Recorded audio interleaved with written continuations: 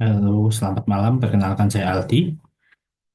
Di sini saya akan membahas tentang dataisme. Ya. Ya. Jadi, apakah mungkin di masa depan data akan menjadi otoritas tertinggi dalam hidup kita? Mari kita bahas lebih lanjut.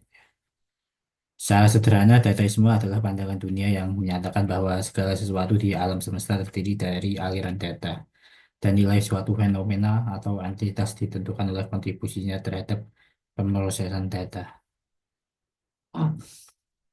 Data bukanlah sekedar informasi, melainkan fondasi dari segala hal yang ada. Organisme sebagai algoritma. Manusia dan organisme lain dipandang sebagai algoritma biokimia yang terus-menerus memproses data.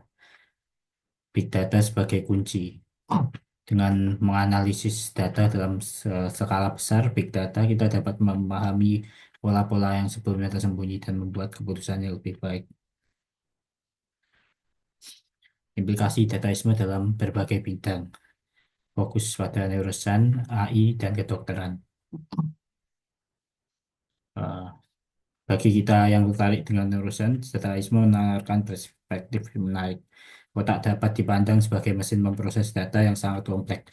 Memahami aliran data di dalam otak dapat membantu kita mengungkap misteri tentang kesadaran, kognisi, dan bahkan penyakit mental. Dalam dunia kecerdasan buatan, dataisme sangat relevan. Algoritma AI belajar dan berkembang melalui data. Semakin banyak data yang kita berikan, semakin cerdas AI tersebut. Beberapa bahkan berpendapat bahwa AI suatu hari nanti akan dapat melampaui kemampuan kognitif manusia karena kemampuannya memproses data dalam skala yang jauh lebih besar. Saya melihat potensi besar dataisme dalam dunia medis. Analisis big data dari rekam medis, data genomik, dan data gaya hidup dapat membantu kita mendiagnosis penyakit lebih awal, mengembangkan pengobatan yang lebih personal, dan bahkan memprediksi risiko kesehatan di masa depan. Kelebihan dan kekurangan dataisme. Kelebihannya adalah potensi untuk mengambil keputusan yang lebih rasional dan berbasis bukti.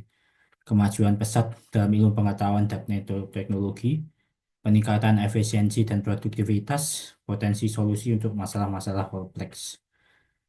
Kekurangannya adalah risiko hilangnya privasi dan kontrol atas data pribadi, potensi bias dalam algoritma yang dapat memperkuat ketidaksetaraan, degradasi nilai-nilai kemanusiaan dan intuisi. Pertanyaan tentang makna hidup dan kesadaran jika semuanya hanya data. Kritik terhadap dataisme dan perspektif alternatif. Tentu saja dataisme bukan tanpa kritik. Banyak yang mempertanyakan apakah reduksi segala sesuatu menjadi data tidak menghilangkan esensi kemanusiaan kita. Apakah emosi, kreativitas, dan pengalaman subjektif benar-benar dapat direduksi menjadi sekumpulan data. Beberapa filosofi lain menekankan pentingnya nilai-nilai humanistik, spiritualitas, atau intuisi yang mungkin terabaikan dalam pandangan dataisme yang terlalu fokus pada data. Masa depan dataisme dan peran kita. Terlepas dari pro dan kontra, dataisme kemungkinan akan terus memengaruhi cara kita berpikir dan bertindak di masa depan. Data akan semakin menjadi bagian integral dari kehidupan kita. Sebagai individu, bagaimana kita harus merespon fenomena ini? Bagaimana kita dapat memanfaatkan kekuatan data untuk kebaikan tanpa mengorbankan nilai-nilai penting kita.